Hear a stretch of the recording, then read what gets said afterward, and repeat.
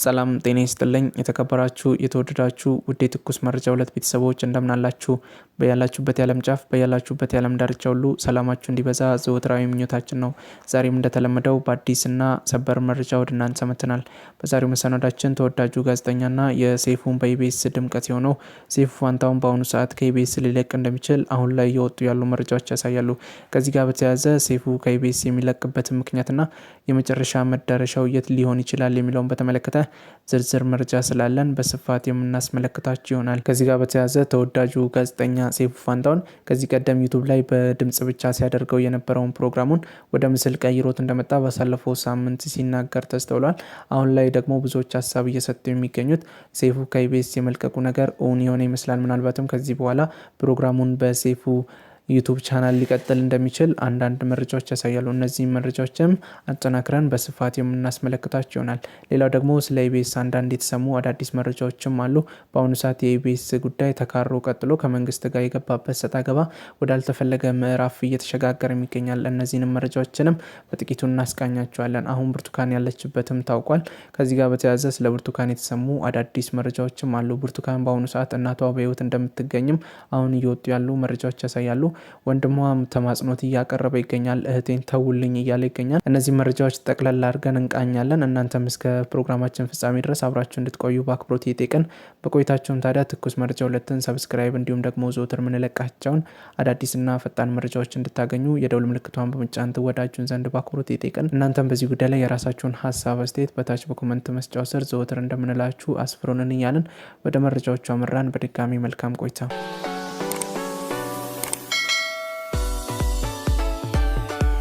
ተባብሶ የቀጠለው የብርቱካን ታሪክ አሁንም ቋጫ ወደማይገኝለት አዲስ ምዕራፍ እየተሸጋገረ ያለ ይመስላል።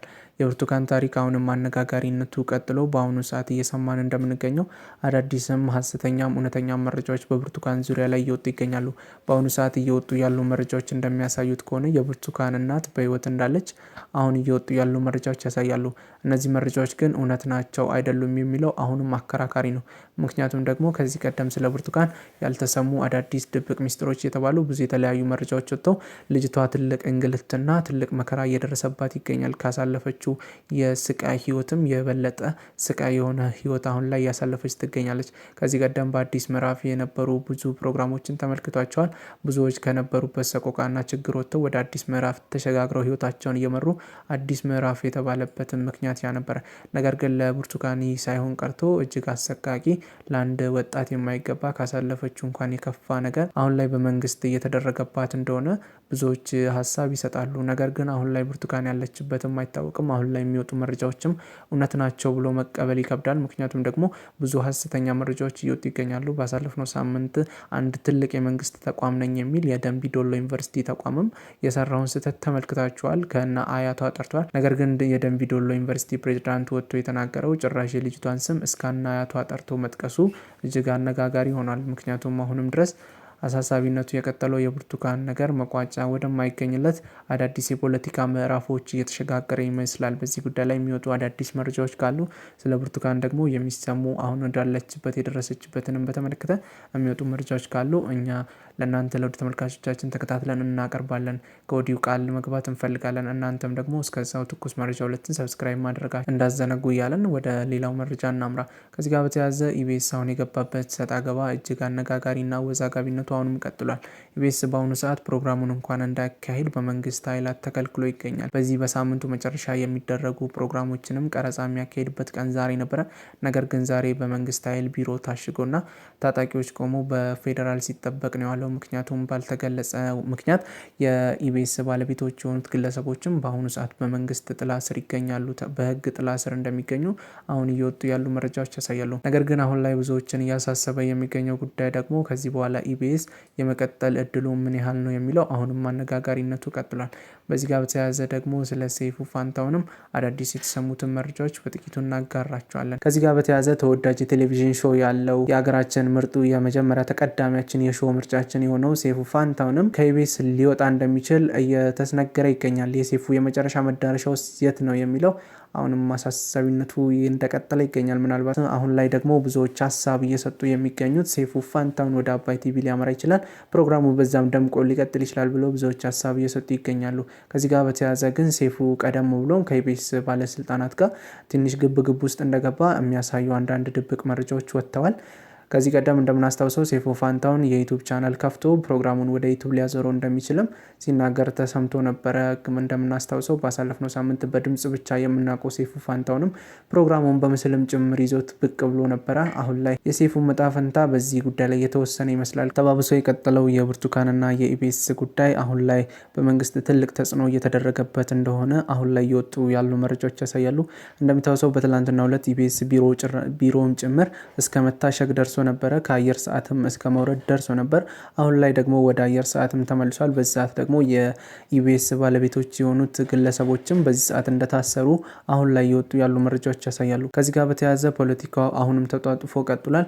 ያም ሆነ ግን የብርቱካን ህይወት ያሳዝናል እና ምክንያቱም አሁን ላይ ብዙዎች እየተከራከሩ የሚገኙ ጉዳይ ቢሆን ኢቢኤስ አሁን እየተደረገበት ያለው ነገር ተገቢ አይደለም፣ ፍትሐዊ የሆነ ነገር እየሆነበት አይደለም ብለው ብዙዎች የተከራከሩ ይገኛሉ። ምክንያቱም ደግሞ ኢቢኤስ በሀገራችን አሉ ከሚባሉ ትልቅ የሚዲያ ተቋማት መካከል አንዱ እንደሆነ በብዙዎቻችን ዘንድ ይታወቃል። በሚያቀርባቸው የመዝናኛ ስራዎቹና እጅግ ብዙ ህዝብ ጋር መቅረት የቻሉ ፕሮግራሞች እንደነበሩት ይታወቃል። አሁን ላይ ግን ባሳለፍነው እሁድ በተፈጠረው ክስተት አሁን ኢቢኤስ የገባበት ትልቅ ማጥ ውስጥ እንዴት ሊወጣ ይችላል ብለው ብዙዎች ሀሳብና አስተያየትና ብዙዎች ደግሞ በዚህ ጉዳይ ላይ በሁለት ጎራ ተከፍለው የራሳቸውን ሀሳብ አስተያየት እየሰጡም ይገኛሉ። አንዳንዶች ኢቢኤስ ከዚህ በኋላ አይቀጥልም፣ ኢቢኤስ መዘጋቱ እውን የሆነ ነገር ነው ብሎ ብዙዎች ሀሳብ ይሰጣሉ።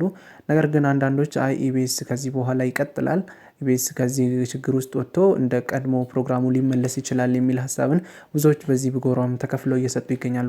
ያም ሆኖ ግን ኢቢኤስ ከዚህ በኋላ የመመለስ እድሉ እጅግ እየጠበበ ያለ መሆኑን ማሳያ በትላንትናው ዕለት እንደሚታወሰው ኢቢኤስ ቢሮም ታሽጎ ነበረ። ከአየር ሰዓትም እስከ መውረድ ደርሷል። ከዛም ባለፈ ደግሞ የብርቱካንን ፕሮግራም የሰራውም ጋዜጠኛ ታስሯል። ከሱ ጋር በተያያዘ ዳይሬክተሮቹና የፕሮግራም አዘጋጆቹም እንደታሰሩ ስማቸው መጠቀስ ያልፈለጉ የኢቢኤስ ጋዜጠኞች አሳውቀው ነበረ። ከዚህ ጋር በተያያዘ ደግሞ አሁን ላይ የሉላ ጉዳይም አሳሳቢ ሆኗል። ሉላ እስካሁን የደረሰችበትም ያለችበትም ሁኔታ አልታወቀም።